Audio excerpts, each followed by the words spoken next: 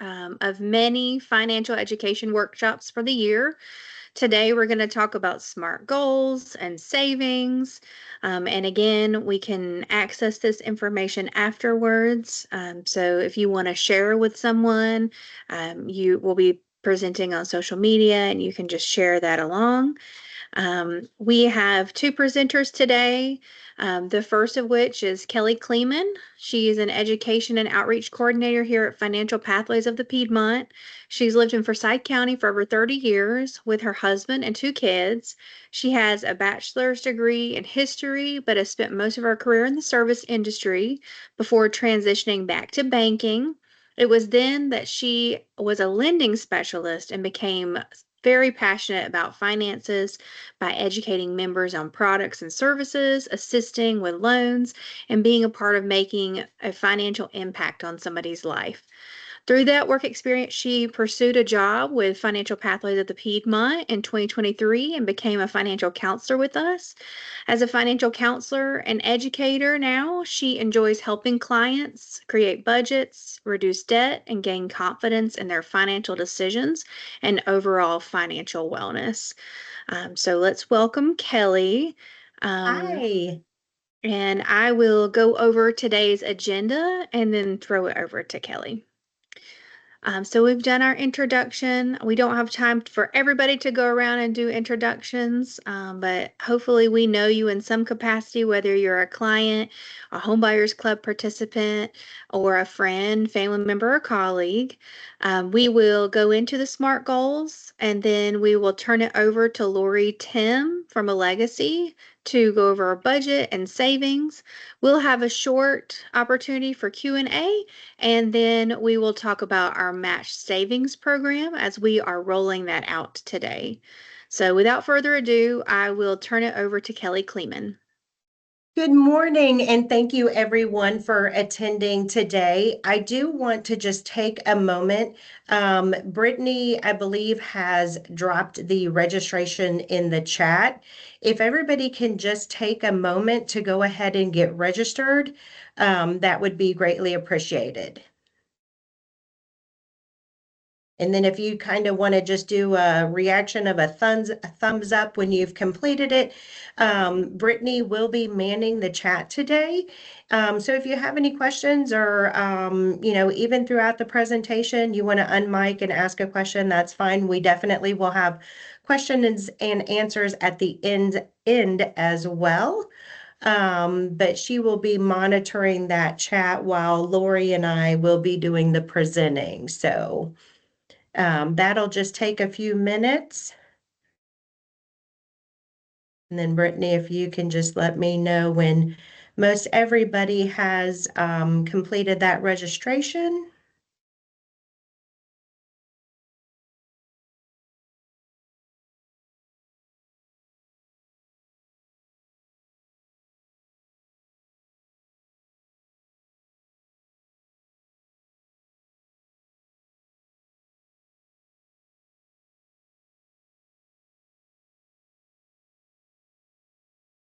How's everybody doing?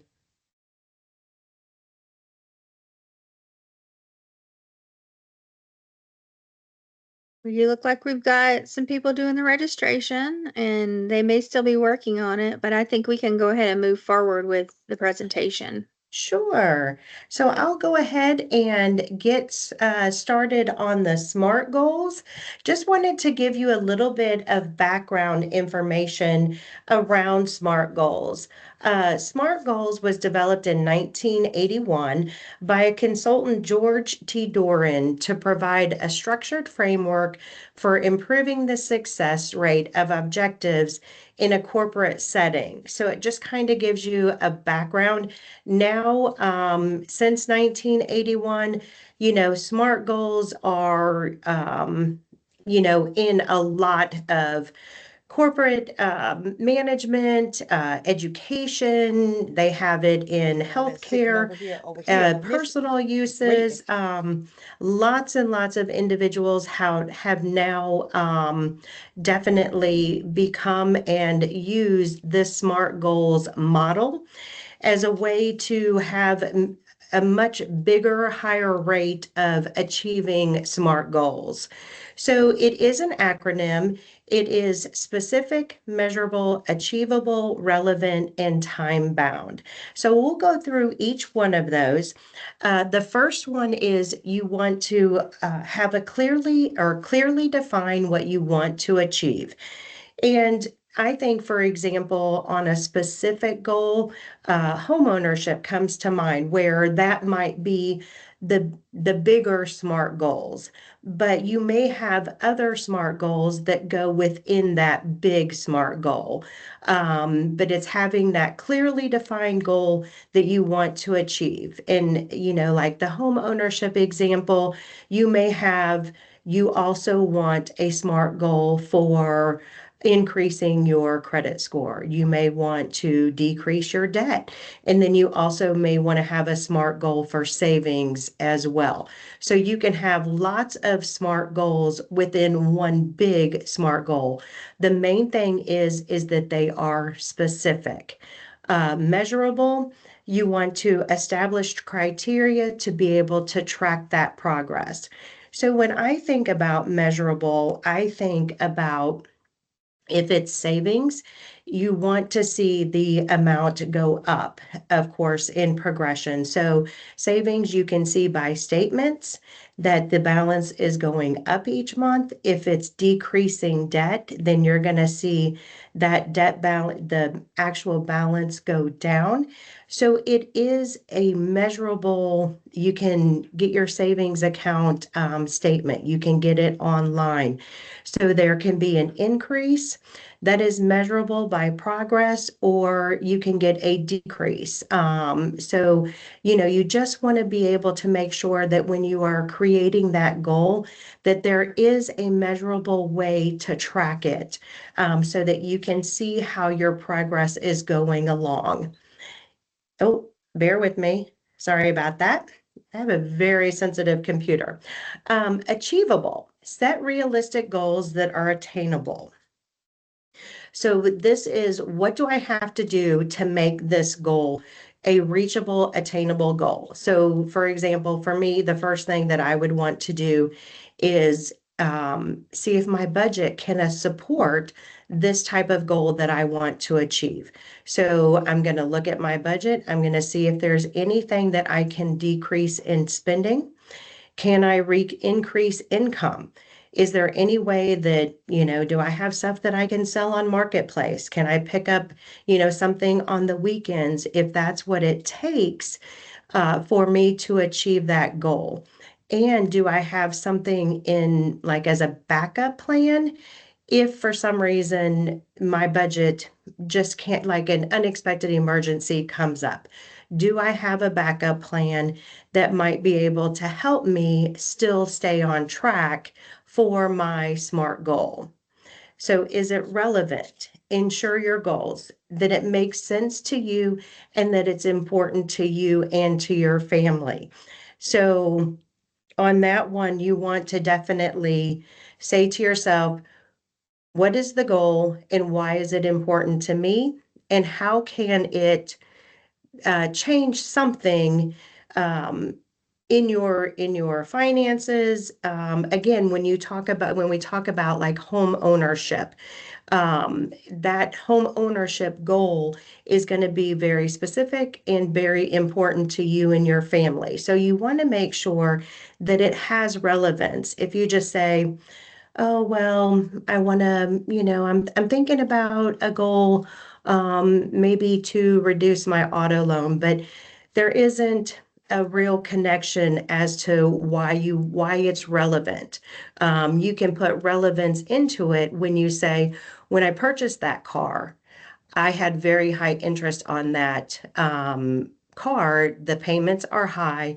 So for me, it is very important to me and my family that I go ahead and have a plan in place to pay off that car earlier so I can reduce the amount of interest that I've had on that car. So you just kind of weight that goal into how it is relevant to you. And then the last one, of course, is time bound. And you definitely want to have a set specific time that you want to achieve that goal. Um, the success rate of having a time specific goal goes up dramatically. And it also gives you that sense that you have, it's kind of like the light at the end of the tunnel. I'm going to show you an example of a SMART goal that I have just created for myself. And already, because there is a time bound um, sense of urgency of meeting that goal, it already makes me feel lighter and feel like I have more control of my finances and that I'm stressing out less just by creating that SMART goal and having that time bound determination of when that is going to be done. So, those are the SMART goals: specific, measurable, achievable, relevant, and time. Does anybody have any questions about the SMART goal before we move on? I don't, Kelly, but I can't see your screen anymore. Is that just me, or Oh, if you could um, reshare, that would be great. okay, bear with me.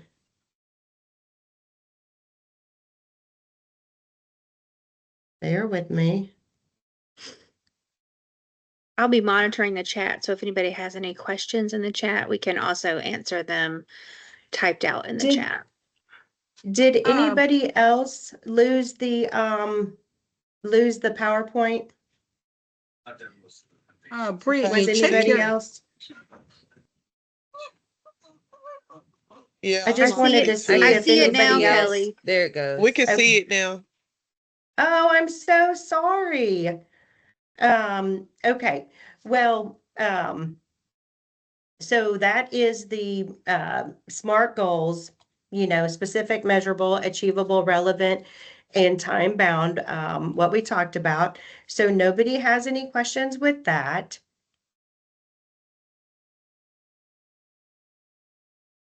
There we go. So I want to open up the chat for just a minute, and Brittany will help me with this, just to see if anybody currently has a SMART goals, and just share what you might have as your SMART goal, if you've ever done SMART goals before.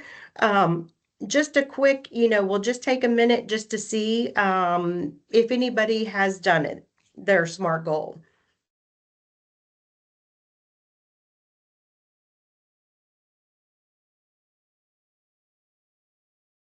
And I unfortunately cannot see the chat, so um, if there's anybody that has any comments or wanted to share. And it's okay if you don't have a SMART goal or you're not currently working on a SMART goal. What we're going to work on next is this is the how to create that specific SMART goal. So written goals increase your success at achieving that goal by 42%. That's just a little information for you, just how important it is and how impactful it is that just writing down that SMART goal. So this would be for somebody who is just beginning their very first SMART goals. This is where you begin with the specific. So when you're thinking about what your specific SMART goal would be, you would want to start with who, what, when, how, and why. So who's going to be involved in the SMART goal? Is it going to be you and your partner, your spouse, your kids? What is the goal going to be? When is it going to start? When are you going to, when is it going to start? When is it going to end?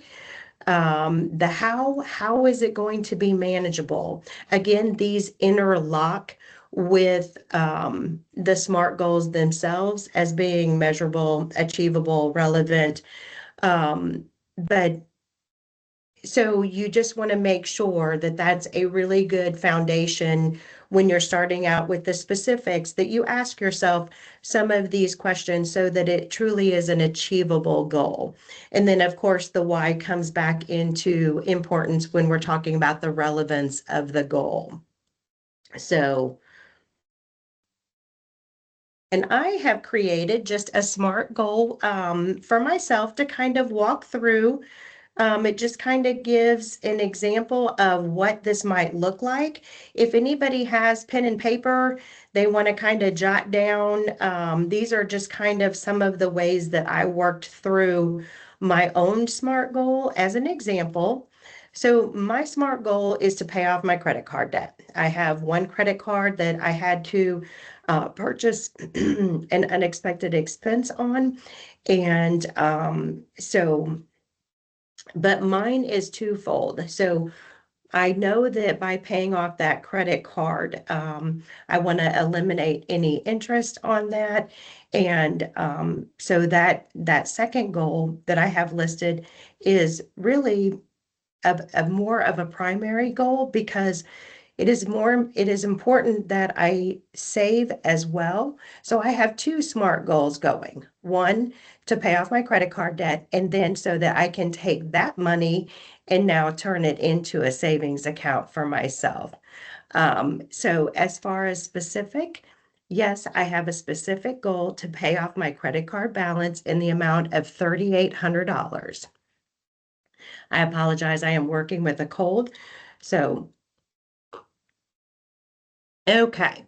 Is it measurable? Yes, it is measurable. I have divided up the current balance of $3,800 into 7 months, which comes out to $542. The payment is set on an automatic payment. That way I won't be discouraged, or I will be less likely to go in and only make a minimum payment. So I've already determined the time. I've determined the amount. I was able to divide that amount into 7 months, come up with the amount that will, be due each month, and just went ahead and put it on automatic payment. I will be able to track my progression, because on each statement, I'll be able to go online and I will be seeing that balance go down each month. Is it achievable?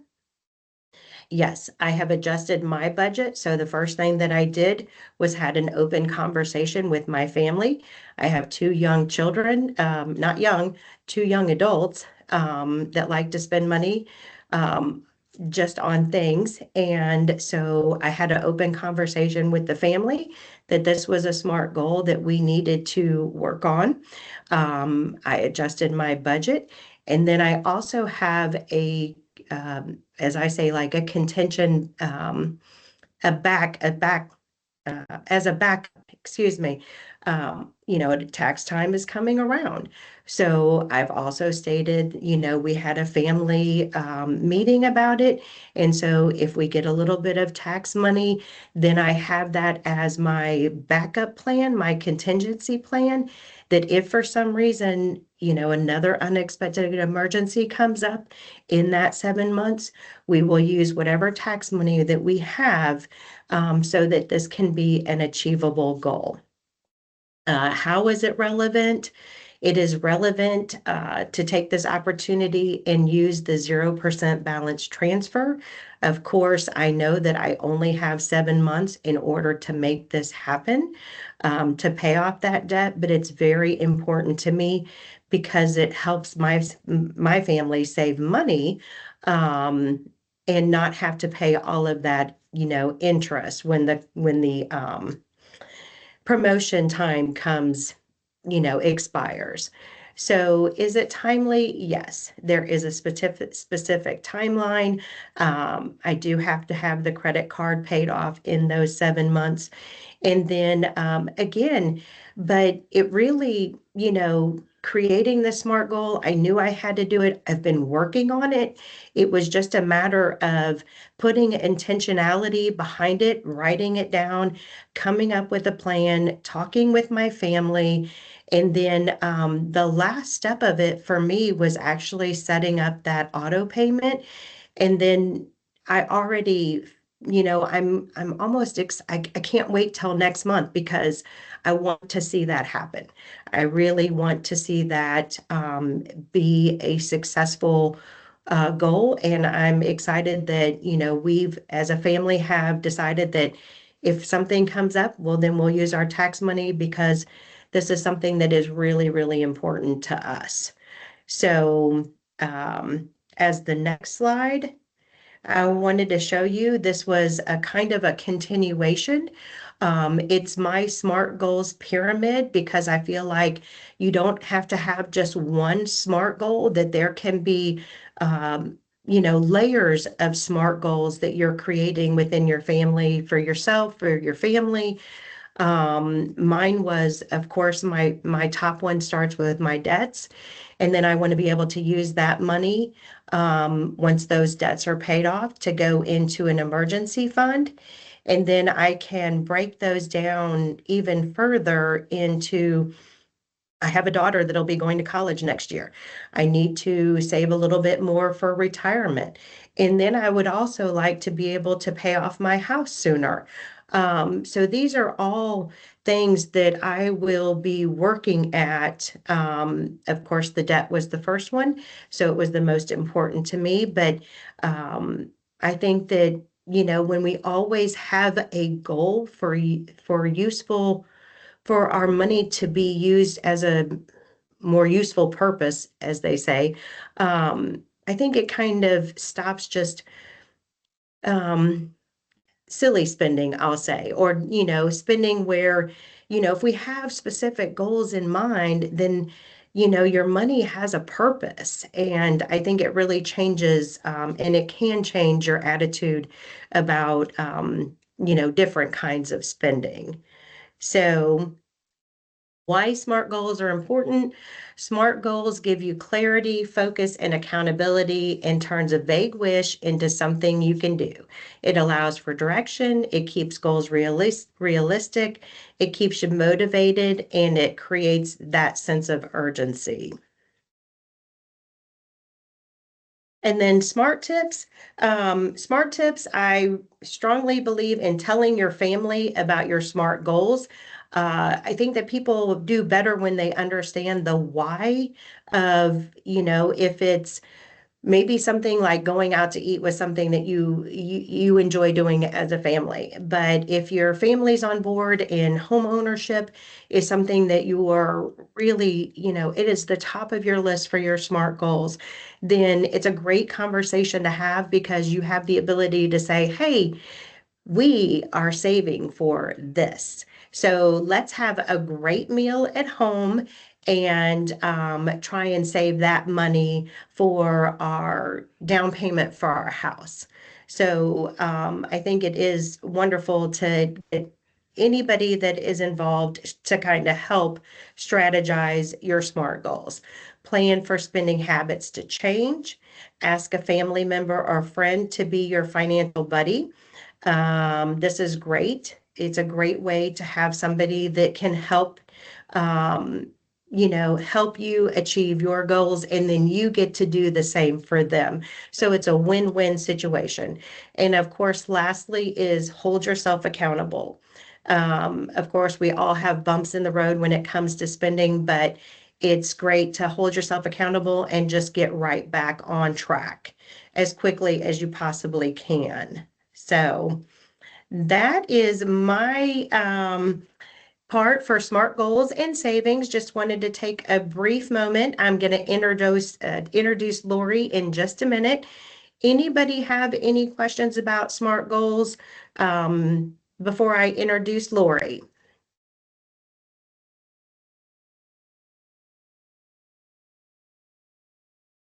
Everybody good?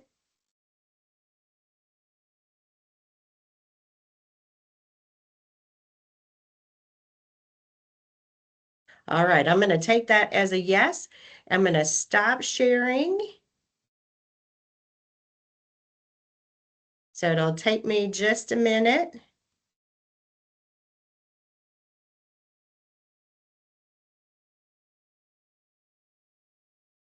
Okay. So now I would like to take a moment to introduce Lori. Lori Tim is from a Legacy Federal Credit Union. She is the Director of Community Impact at a Legacy Federal Credit Union. She has a bachelor's degree from Miami University in International Studies and a master's degree from the School for International Training in Intercultural Administration, Intercultural Training, and HR Management. She holds a certification in leadership from Wake Forest University and is a certified financial counselor by the Credit Union National Association and development educator by the National Credit Union Foundation. She has a passion for community involvement and for helping people make smart financial choices that improve their overall well being. Welcome, Lori. Thanks so much. What a wonderful opportunity to be with you today. And Kelly, you did an amazing job, and it just leads perfectly into what I want to present, which is a little bit about budgeting. How do we take those SMART goals and put them into practice? And one of the best things that I get to do in my role at a legacy is I get to do these types of trainings, and I get to meet with people one-on-one and really dig deep into topics like budgeting. I know that there was a lot of discussion around home ownership, which is also a great goal. Well, let's dig right in. What I want to talk about first is sort of what is budgeting. Budgeting really gets kind of a bad rap. Nobody likes that word budget because it sounds like a diet, right? And if you've ever been on dieting or trying to eat right, it's not always so much fun. Well, I want you to flip the script a little bit when it comes to budgeting and think of it as you being in the driver's seat. You have that ability to make choices that are right for you today in this moment as you move your goals along. So definitely we're going to be looking at your income and your expenses, trying to make sense of it, but most of all, quantifying how much is it that I'm actually bringing in and how much is going out, and making sure that you're able to cover all of your obligations. So this might mean that you're going to need to track that. You're definitely going to need to track it. And that sounds a little bit tedious. We'll talk about some tools that you might be able to utilize. But the more you can quantify and document and then come back to again and again and reassess, because you can't do a budget once in your life and say, well, I've done that, it's all good, because life changes. And I've heard some of you have new baby, and I read in the chat that there was a single mom, and we're all in different life stages and different situations, and life is not static. So life will throw us curveballs down the road. Well, as we think about a budget, we're really looking at money being allocated into different categories. This on the screen is just one example of a budget. If you look at this, you may say, wow, housing is a really big chunk. And right now, housing costs are pretty high. So it may be that this mirrors your experience. Maybe your housing part is a little bit bigger. We're all going to have different categories that we maybe spend a little more or less in. And that would be a question for you. Does this align with your budget, or are there categories here that you're like, oh, giving isn't even a part of my plan? I don't have the margin right now to give. But hopefully savings is. And there may be categories to add or eliminate here, but I do want to ask a question. How does debt repayment factor in? Oh goodness, my slides have a mind of their own. How does debt repayment factor into your budget? Because if you're like 90% of Americans, you have some form of debt. And what that means is that your debt repayment is going to be a big part of your budget. So as you think about your budget, keep those categories in mind. And I would just remind you that there are a lot of tools out there that are at your disposal. One would be if you use a banking app. It's probably categorizing all of your purchases, especially if you're using like a debit card. And you probably will be able to go in and pull that spending report. I'm going to show you what a Legacy's app looks like a little bit later. As we talk about budgeting, I know everybody does it a different way. And I always tell people you need to find a system that works for you because the best budget is the one that you can stick to and actually see results. So I wanted to bring to you today a couple of strategies that many people have shared with me that they've been successful with. Not all of these are going to work for you. And I just want to preface my remarks by saying this applies primarily to the areas of our life where we have a lot of discretion. Certainly, there are certain must pays. If you're paying rent, you're paying utilities, you might be able to negotiate a little bit better deal, but those are must pays. Those survival expenses are not going to be considered in these strategies. So just realize that some of what I'm going to talk about is more about those discretionary items, those variable expenses. So if you think about the holiday season we just came through, I don't know about you, but I have been feeling the pain this month, trying to pay down my credit cards, trying to recover and really reduce my spending because there was a lot of spending, and that was my choice. There may be things that happen to you, emergencies that come up. So some of that is somewhat out of our control, but we really want to try to put the guardrails in place for the things we can control. So I want to ask a question. This is something that I've seen a lot with our younger generation. The question I pose to you is when you have cash, does that make you spend more or less? And I'm going to see if I can pull up the chat just to see what that might look like. I don't know if someone could read off if there's anything in the chat.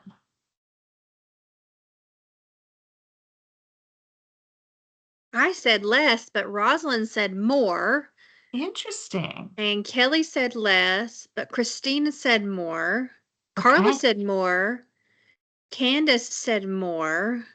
Super interesting. So I'll speak for me. When I have cash and I hand over a 20 and I get back just some coins as change, I feel like, oh my gosh, I just spent money. But if I tap my phone or tap a card or swipe a card, it doesn't feel real to me. So the pain is with cash. Now, I find that my children who are in their 20s, they think cash is like play money. And so for them, it doesn't hurt them to spend it. They actually throw pennies away because they think they don't have any value.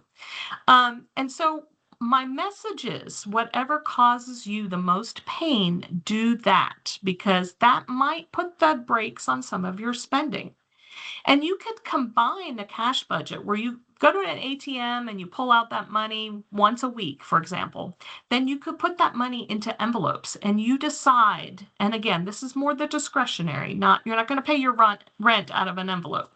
But let's say eating out, which I know many people overspend on eating out. I'll raise my hand. I'm really guilty of this. If you put the money in an envelope and you only spend what's in that envelope on that specific purpose, it may provide you with a little bit of guardrails.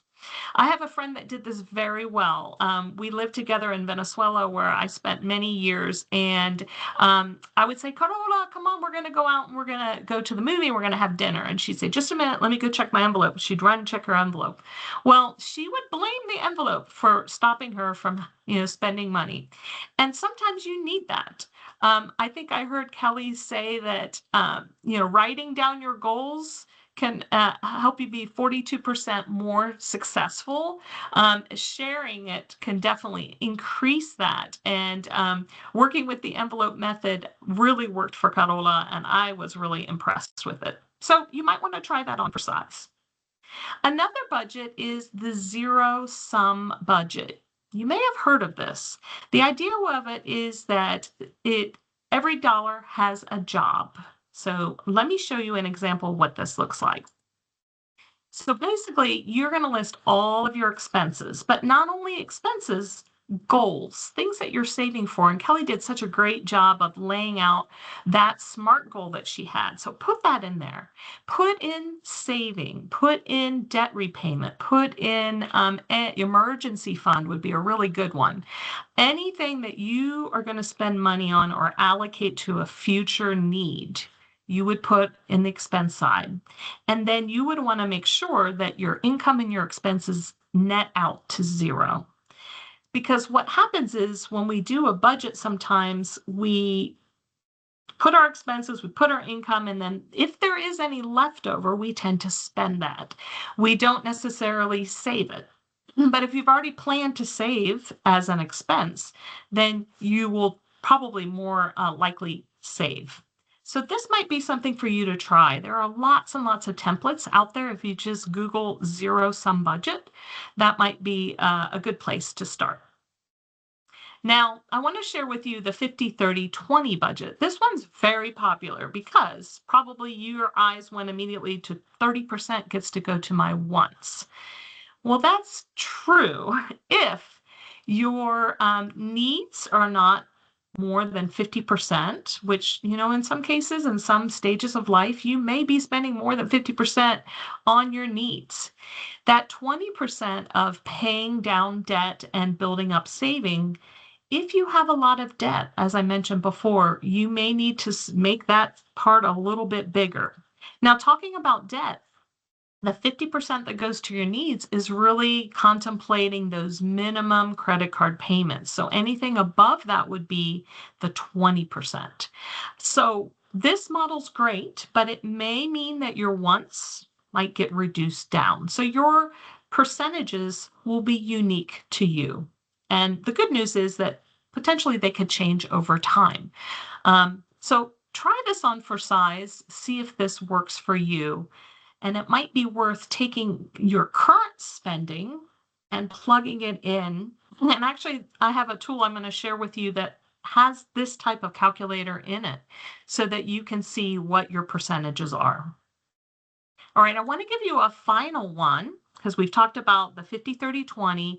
This one's called the cash flow budget. I really like this one because budgets are usually based on a monthly basis, but we don't always get paid on a monthly basis. So yes, during the month, we have money coming in and out, but if you look at it on a weekly basis, you could really identify some areas for improvement.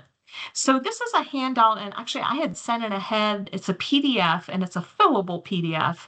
So if you're interested in doing this, certainly I'm sure Kelly and Brittany can get this to you. This cash flow budget looks at each week. So you have a starting balance. If you think of the old checking accounts that we would keep track of our balance, it's the same idea. So you would write down all of the areas where you're receiving money for the week, and then you'd subtract your expenses.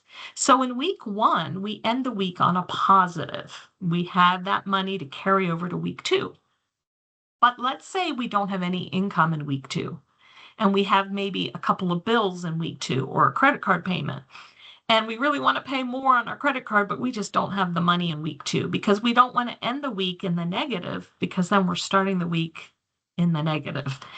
And this might be a way for you to really look at your budget and make some decisions, because you may involve your family, again, sharing the budget with your family and say, you know what, in week 2, it's a really lean week. We don't have any money coming in. So we might need to postpone maybe that movie we want to see or that dinner out till week 3 when we have a little more margin. Another thing I think that this really calls out is moving some of those payments around. In most cases, pay dates are kind of arbitrary. And you could certainly pick up the phone, call someone that you pay money to, a payee, and say, hey, if I could move it to another week, I could be more successful. Would that be something we could set up? And oftentimes, anyone who you owe money to is happy to receive payment when it's convenient and when you can be successful. So that might be worth a phone call. The other thing I want to call out is week 5. If you get paid bi-weekly, there may be a couple months out of the year where you get maybe a third payment in the month. And that is a great place to start to have a plan where you can leverage that additional income. You've covered your monthly expenses, but you have this extra paycheck. So how are you going to leverage that? Hopefully you have one of those months coming up in the first part of this year. So the cash flow budget, I think, is a real winner. And I hope that you take a closer look at this. I know it's been really helpful to me.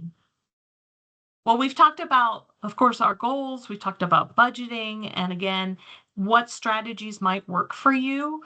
But the real key is to stick to the budget because just setting it is just half of the work. We talked a lot about accountability, and I think that it's really important to take baby steps.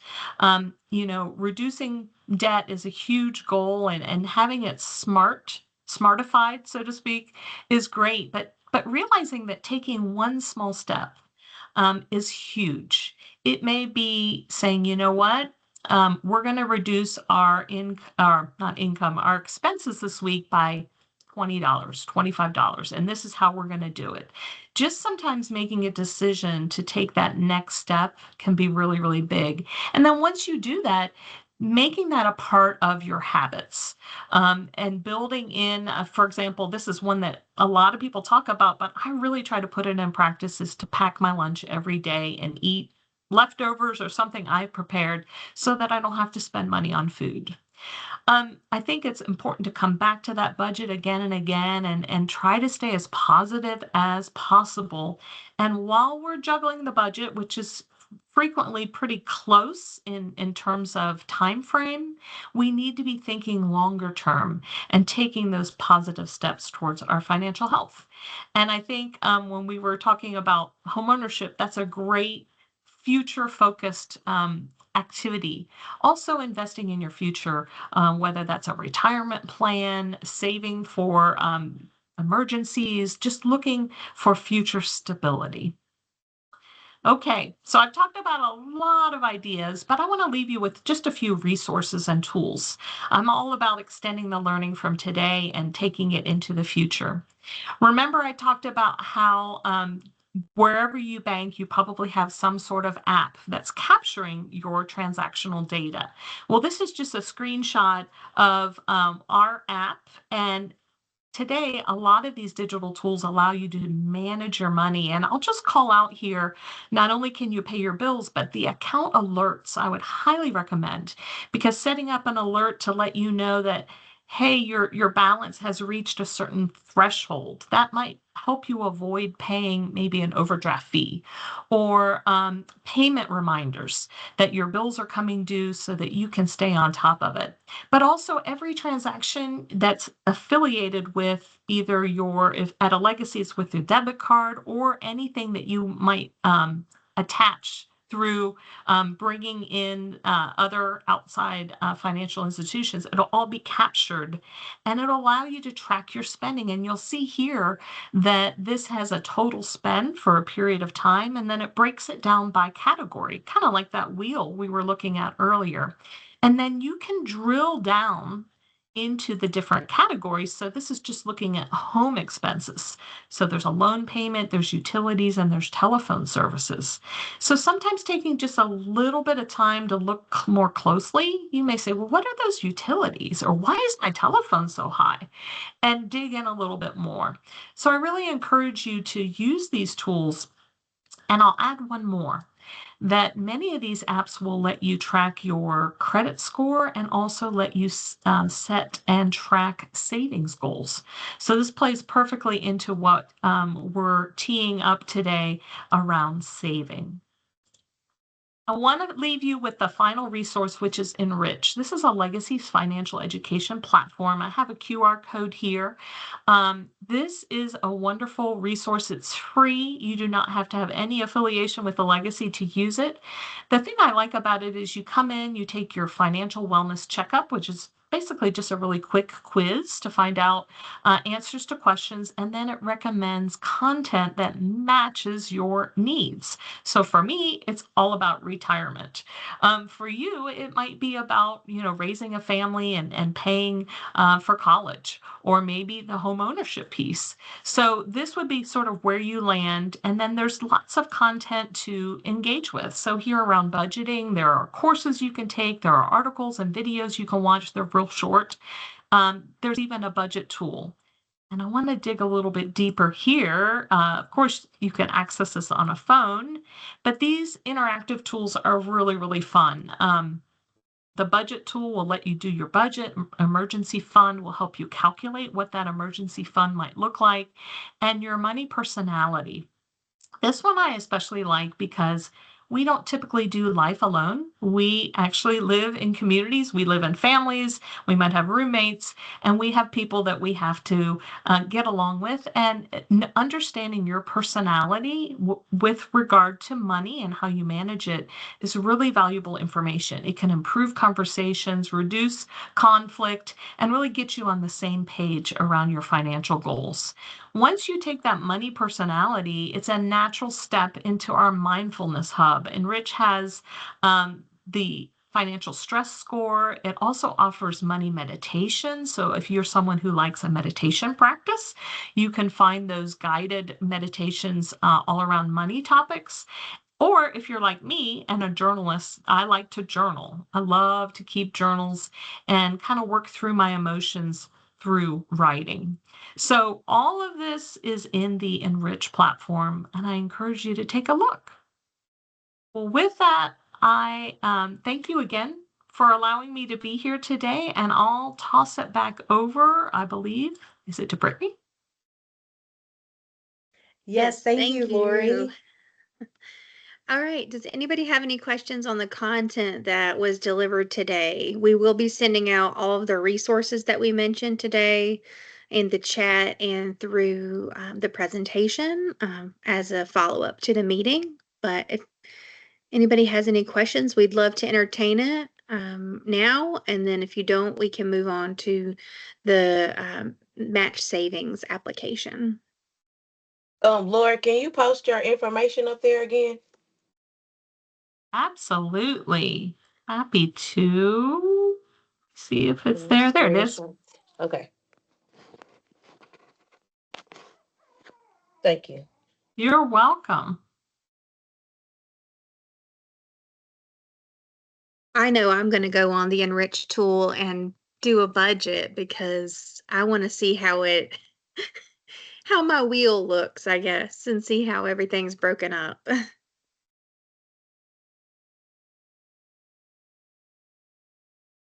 All right, any questions? Okay, well, if not, I'm going to talk about our match savings program. We have had a match savings program in the past with Financial Pathways of the Piedmont, but we are so excited that a Legacy is going to be sponsoring the 2026 match savings program. This is a competitive application process because we only have 10 spots available. However, this is a really fun and exciting opportunity to save money, get coached by financial counselors on how to save, get financial education, and then at the end, we have increased our match from a 2-to-1 match to a 3-to-1 match. So we are actually providing $750 to people who save $250. So we are rolling out. You're hearing it first on here about our match savings program. I will share the flyer with you all after this session with the resources, but I'm going to go ahead and post the application in the chat. And so we have a deadline right now of February 13th for the applications. It's done through forms. We're not capturing any personal information, just your name and contact information so that we can contact you, as well as some narrative information, just to be able to have our committee make decisions on who those 10 people will be this round. And we're hoping that, the match savings program continues and that people will get a chance to apply to the next round if they don't get selected this round. However, there will be a wait list comprised of the the 3 people who sort of are like number 11, 12, and 13 on our ranking for the application. And if people cannot fulfill the commitments who are selected, then we will defer to the wait list. So just because you were selected for the wait list doesn't mean that you'll not be able to participate, because we know that life happens, and some people may not be able to make it to the orientation, or have some kind of conflict preventing them from fulfilling their requirements. And so the requirements are that you'll attend an orientation about the program, and we want to have you complete 2 financial education workshops. Those can be within the Enrich tool, or at Financial Pathways of the Piedmont, or an outside source. And then we would like for you to um, have 3 financial coaching sessions, one which would be an intake session, to be able to help you along the way to your goal of saving $250. So the whole premise of the program is to boost your savings, but we want you to put in the work to start saving $250. And then by the end of the program, around July, we will be giving out the match of $750.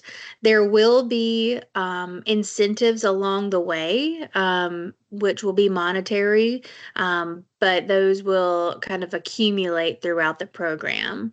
But the total match will be $750, but you will have to save $250 to get the match.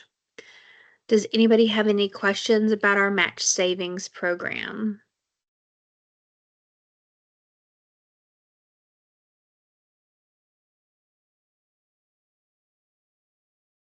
Okay, well, awesome. Well, we will send the resources and the recording for this session out afterwards as a follow-up, and you will have our information.